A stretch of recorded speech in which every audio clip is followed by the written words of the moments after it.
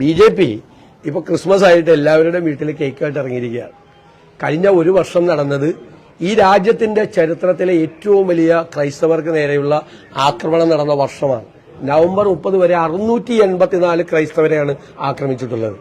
മണിപ്പൂരിൽ സംഘപരിവാർ കത്തിച്ചു കളഞ്ഞത് 254 പള്ളികളാണ്, മതസ്ഥാപനങ്ങളാണ്. ഇപ്പോൾ ഈ ക്രിസ്മസ് ആഘോഷവേളയിൽ സ്കൂളുകളിൽ ഒരിക്കലും ക്രിസ്മസ് ആഘോഷങ്ങൾ പാടില്ല എന്ന് പറഞ്ഞ് സമരം ചെയ്യാണ് സംഘപരിവാർ. രാജ്യവ്യാപകമായി മതപരിവർത്തന വിരുദ്ധ നിയമമുണ്ടാക്കി ക്രൈസ്തവരെ വേട്ടയാടുകയാണ്, ക്രിസ്മസ് ആരാധനകൾ തടസ്സപ്പെടുത്തുകയാണ്. എന്നിട്ട് കേരളത്തിൽ ആട്ടിൻ തോലിട്ട ചെന്നായെ പോലെ കേരളത്തിലെ BJP നേതാക്കന്മാർ ഈ അരമനകളിലും സാധാരണ ക്രൈസ്തവരുടെ വീടുകളിലേക്കും കയറി ചെല്ലുകയാണ്. കേരളത്തിലെ ക്രൈസ്തവർ അത് കൃത്യമായി അവർക്ക് ബോധ്യപ്പെടുമെന്ന കാര്യത്തിൽ യാതൊരു സംശയവും. അല്ല, പ്രധാനമന്ത്രിയോട് ആളുകൾ സംസാരിക്കാൻ പാടില്ല എന്ന് പറയും. ഇന്ത്യയുടെ പ്രധാനമന്ത്രിയല്ല, ഇന്ത്യയിലെ പ്രധാനമന്ത്രിയോട് അവർക്ക് സംസാരിക്കേണ്ടി വരും. പ്രധാനമന്ത്രി കാണണം എന്ന് പറഞ്ഞാൽ കാണാതിരിക്കാൻ പറ്റും. ഇവിടെ മുഖ്യമന്ത്രി പറയുമ്പോൾ അവർ പോയി കാണുന്നില്ല. അതിലൊന്നും അവര് ചർച്ച ചെയ്യണമല്ലോ, കാരണം അവർക്ക് സംരക്ഷണം വേണമല്ലോ.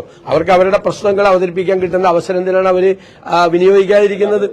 ഞങ്ങൾക്ക് അവർ പോകുന്നതിന്, പ്രധാനമന്ത്രി വിളിച്ചാൽ അവർ പോകുന്നതിലൊന്നും ഞങ്ങൾക്ക് വിരോധമല്ല. പക്ഷേ ഇതെല്ലാം കഴിഞ്ഞിട്ടാണ് 254 ദേവാലയങ്ങൾ കത്തിച്ചു കളഞ്ഞിട്ടാണ്. ഒരു ദിവസം 2 ക്രൈസ്തവർക്ക് നേരെയാണ് ആക്രമണം നടക്കുന്നത്. എല്ലായിടത്തും സംഘപരിവാർ ശക്തികൾ ക്രൈസ്തവർക്ക് നേരെ രാജ്യവ്യാപകമായി ആക്രമണം നടത്തുമ്പോഴാണ് കേരളത്തിലെ BJPക്കാര് ആട്ടിൻ തോലിട്ട ചെന്നായെ പോലെ ഇവരുടെ അടുത്തേക്ക് ചെല്ലുന്നത്. അതിനുള്ള വിശദീകരണം അവർ കൊടുക്കട്ടെ. കേരളത്തിലെ ഒന്നും കാര്യമില്ല. പലരും അങ്ങോട്ടും ഇങ്ങോട്ടൊക്കെ പാർട്ടിയിൽ നിന്നൊക്കെ അങ്ങോട്ടും ഇങ്ങോട്ടും പോകുന്നില്ല. ആരെങ്കിലും രാഷ്ട്രീയ പാർട്ടി, ഒരു രാഷ്ട്രീയ പാർട്ടി CPM-ൽ നിന്ന് എത്ര പേരിപ്പോ കോൺഗ്രസിൽ ചേരുന്നുണ്ട്, പലരും പ്രാദേശിക തലത്തിൽ.